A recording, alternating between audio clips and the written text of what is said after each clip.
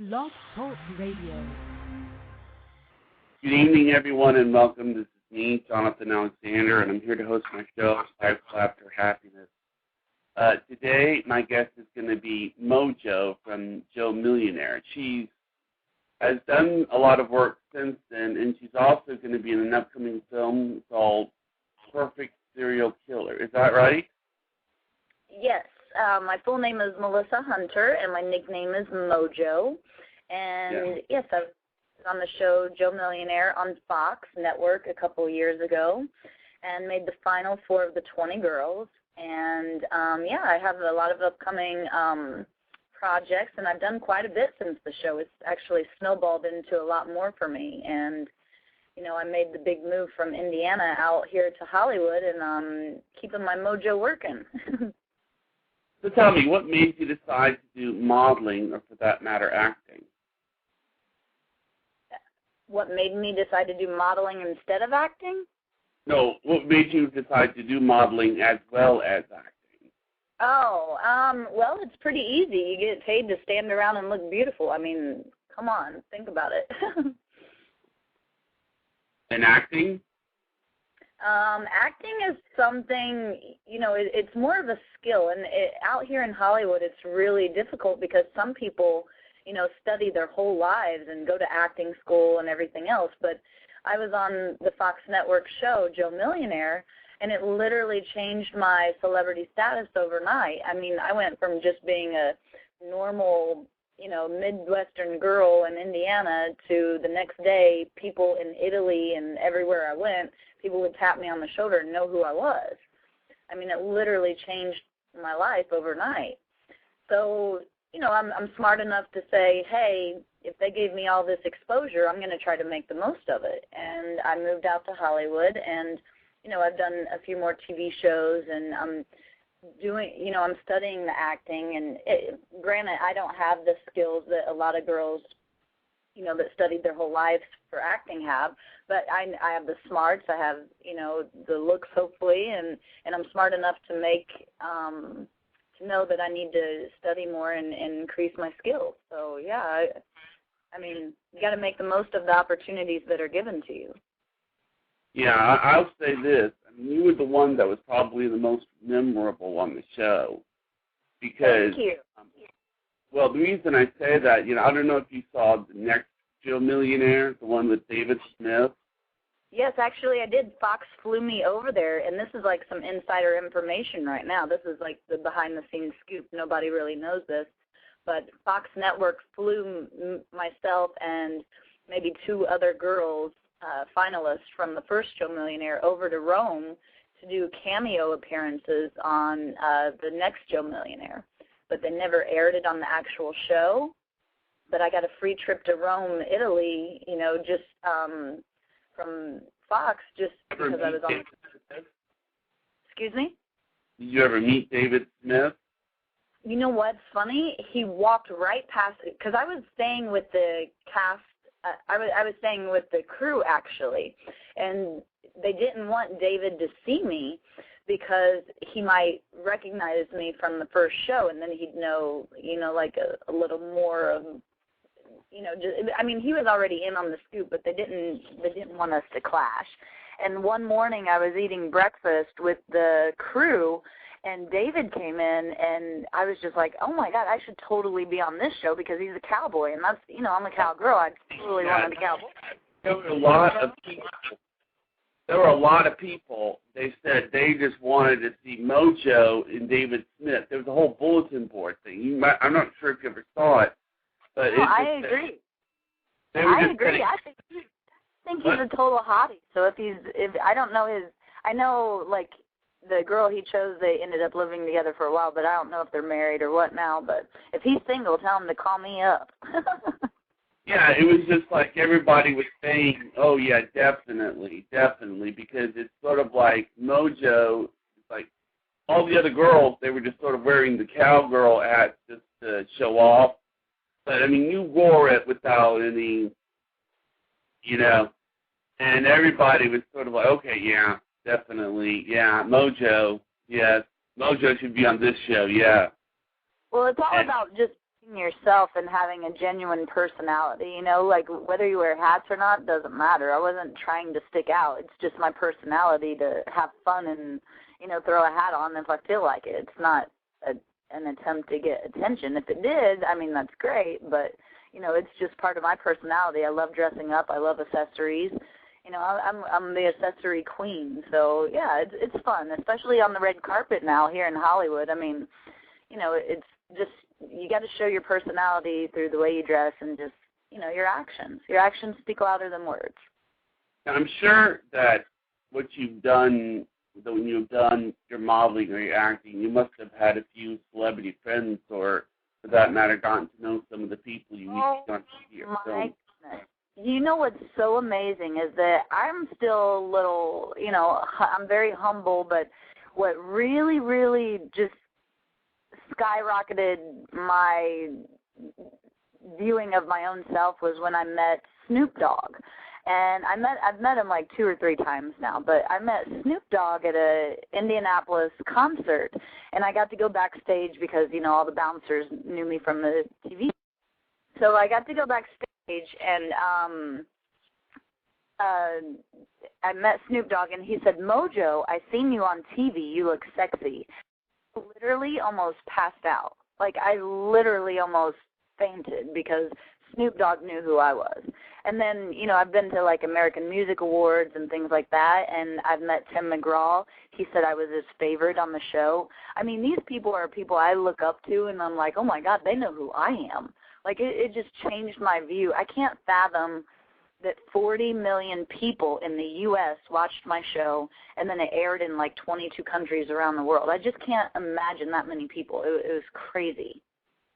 No fairness. I mean, you know, when you go back to the show, you know, it's sort of like you and Evan were not exactly introduced on the most honest of pretenses. I mean, you were told something about him that wasn't true, and you were basically led to believe he was something that he wasn't, you know? No, right. You know what's the backstory of that is when we went on this show, all we knew was that the way I got on the show, I received one email that changed my life, one casting call email, and it said, "We're looking for girls who are open to finding love in a romantic foreign location." That's all I knew. I had no idea it was Fox, no idea I was going to Paris, no idea I'd be living in a castle and that it would be a huge primetime major hit show. I mean, that one email was a week after the deadline, and I could have easily deleted it, and my life would be totally different right now. But I said, what the heck? I'll send in my information. I'm single, you know. So I sent in my information. I had to do a 37-page application, a phone interview with a special investigator, phone interviews with special investigators, psychologists, like blood tests, drug tests. Like, we had to do everything to get on that show. It's amazing because when we went over there, we knew it was a bachelor type of show. They told us there's going to be one guy and 20 girls. But the stunt was when we got there, they said, oh, by the way, he inherited $50 million. We're like, okay, even better. But they told us that he owned the castle, and, you know, we'd ask him where the bathroom was, and he wouldn't know where the bathroom was. So the little red flags kept popping up everywhere. We were like, okay, something's fishy here. Something's not right, you know. We'd ask him what he's going to... I sort of figured it out. Like, he doesn't know where the bathroom was, and there were certain red flags that everybody could sort of tell. Right. I mean, we knew something was up, but we didn't know that the whole show was based on which girls were there for love and which ones were there for money. The producers never pulled us aside. Like, we actually did not find out the true meaning of the show until we got home. Like, I remember flying home from Paris, and then the very next day, Fox aired the TV show commercials on television, and I literally fell to the floor laughing. I was like, oh, my God, the whole show is about which girls were there for money and which ones were there for love, and I was there for love, and he let me go. This is going to be great. Like, I literally fell to the floor laughing because they never pulled us aside and told us, except for the last 2 girls, because he had to tell them face to face that he lied. Does it hurt you that he lied to you? Not at all. I mean, not at all. He did, and I mean, it's kind of false pretense, but like it made a great show. I mean, that show cannot be duplicated at all, ever. I mean, it just can't, Right. Just from your MySpace page, I can tell that you're into like psychic intuition channeling and talking with the other side. And right. you didn't necessarily have to tell me that, for the interview. I mean, I saw it on your MySpace because, you listed interest in like, I believe her name was Sylvia Brown was one of your interests. How long has this been an interest of yours? What led you to be interested in this? I've been interested in intuition and psychic ability right before the Joe Millionaire show. My website, by the way, since we didn't mention it, is www.myspace.com/Mojo MOJOMODEL. And basically I've been listening to books on tape and reading books by Sylvia Brown, and then there's also a book called Increasing Your Intuition. And that's what kind of got everything started, is that, I made a list of what I wanted to accomplish within the next year a few years ago, and one of my top goals was to go to Paris by a certain age. And I actually got to go to Paris and on the Joe Millionaire show. So it's funny that once you're in tune with yourself and what you want in life, you're kind of like a magnet and everything starts coming to you. And, everything that's out there now, like the law of attraction and The Secret. And I'm actually very in tune with myself and the universe. And I have had a few experiences channeling the other side. What about those? Want to talk about those experiences? Sure, definitely. The first one actually happened here I've had a few, minor experiences. Like when you lose somebody close to you that you really, really love, like, a family pet or a family member, like a grandfather or a grandmother, that's the first time that you feel like such a loss or such a sadness. And you're wondering where that energy went and if you're ever going to feel it again or see them around you again. And my first experience was back in college and when my pet died. And it was a dog, and basically it came to visit me after it passed away. I was kind of like half asleep, half awake in my little college apartment at the time, and I heard my patio door open and my little dog, pitter-patter his feet through my apartment and like right by my bedside, and then just a brush of air came over me, like, you don't have to cry anymore, it's okay, I'm fine, and you don't have to worry about me anymore. So that was kind of like my first experience. And then something similar happened with my grandfather. Basically, a year after they pass away, they kind of visit me in a dream or half dream, half awake state. And then so this was a few years ago, but now since I'm reading books and going online on how to increase my intuition and psychic ability, now I'm getting even more energy. Like I can feel energy around me sometimes. And I read online that the best way to communicate with that energy is just to open up a blank Word document or get out a piece of paper and start writing. And so when I felt this energy one time around me, and so I open up a Word document and I say, who is this? And it says Billy. And basically Billy was one of my mother's best friends that had just passed away like a few months before I talked to him. And it was really weird because I was like, okay, what's it like on the other side, because I don't know how to do, and when I say I'm talking to these people who are deceased, it's not like I can hear them verbally. It's more like telepathically they're communicating with me. And so I'm writing, on my Word document, I said, who is this? It said Billy. And I said, what's it like on the other side? Because I immediately knew it was my mom's best friend that had just passed. And he said, oh, it's great. And I said, what do you want me to tell my mom? Because I'm not good at this stuff yet. So I want to get to blunt of it really quickly. So I said, what do you want me to tell my mom? And he said, you tell her I love her, I miss her, and I'm always thinking of her. And then and then he kept saying something about a red truck, and that was it. Like, the energy ceased, and I immediately started crying for no reason. It's like the energy comes through my hand, and then it releases through tears when this happens.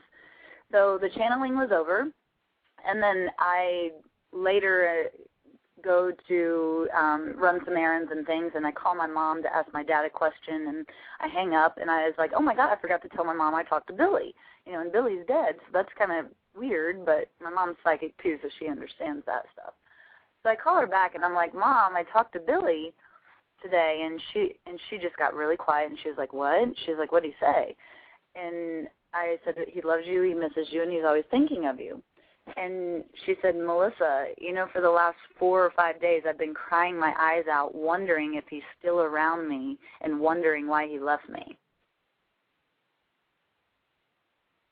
So, it was just like a validation for her that he was still around her. Like, he wanted to get that message to her that he's still around her and he still loves her, like they were best friends. And I told her about the red truck, and she said, Melissa, you don't know this, but his family gave us a red truck when he passed away, and your dad and I were just arguing yesterday on whether we should sell it or not.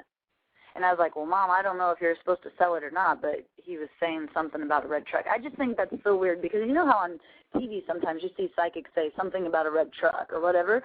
I'm actually having those experiences now, and it's only because I've been studying it and trying to increase that skill. So if anybody, if any listeners out there think, have these psychic feelings or intuitive feelings, they need to really read, Sylvia Brown books or John Edward books or Abraham Hicks, Edgar Casey. Just try to, increase that skill, and you'll be amazed at what happens. I mean, you can't think that we're the only ones in this world. I mean, where does that life energy go to once it's gone? I think it's still around us, and there are ways to communicate with it. Now, you have a new movie that's coming out, A Perfect Serial Killer. Yes, and after this we'll have to wrap up real quick, but I do have a movie coming out hopefully in next year, 2010, called The Perfect Serial Killer, and I play one of the lead roles, and actually you can go on imdb.com and get more information. But the writer of the movie is one of my good friends, Dee Dee Bigelow. And, I play one of the lead characters, Mary Pickford, and basically it's about a perfect serial killer. I can't give away too much of the information because it's still in pre-production, but definitely stay tuned because that will be coming out soon. And that'd be wonderful. That's wonderful. And What I'll do, just so everybody will listen, I'm going to put a link on my link section to her MySpace page. All right? Okay, awesome. Yeah, to my MySpace page, which is myspace.com/Mojo Model, and then also the link to the perfect. Can you send me if you want to send me any links? I can link them to my link section. Hey, fantastic. It was great talking with you today, and hopefully I'll come back on and give you some recaps. That would be wonderful, yeah. Or maybe you can get close to me. Okay. Thank you so much. I'll talk to you soon. Bye-bye. Okay, bye-bye.